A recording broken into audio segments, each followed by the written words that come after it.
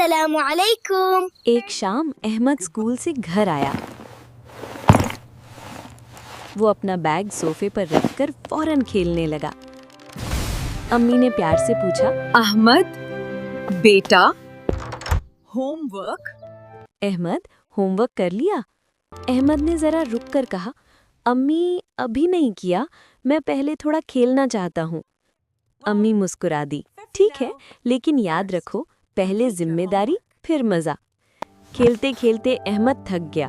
वो पानी पीने बैठा तो उसकी नजर बैग पर पड़ी। उसे याद आया कि होमवर्क अभी बाकी है।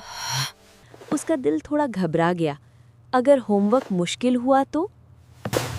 तब अहमद को कल की बात याद आई। सच बोलने और काम वक्त पर करने से सब आसान हो जाता है। वो मेज के पास गया, किताब खोली और पेंसिल तेज की।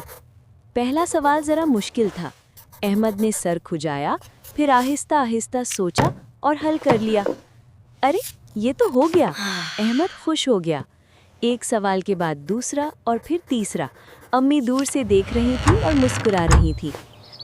थोड़ी देर बाद अहमद ने कहा, अम्मी मेरा होमवर्क मुकम्मल हो गया। अम्मी ने कॉपी देखी और कहा, शाबाश अहमद, तुमने मेहनत की है, इसीलिए कामयाब हुए हो। अब अहमद ने सुकून से कार्टून देखा और खेल भी खेला। उसे मजा भी आया और दिल भी मुतमईन था। I won!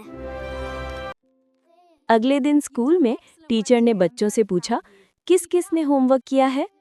अहमद ने पूरे एतमाद से हाथ उठाया।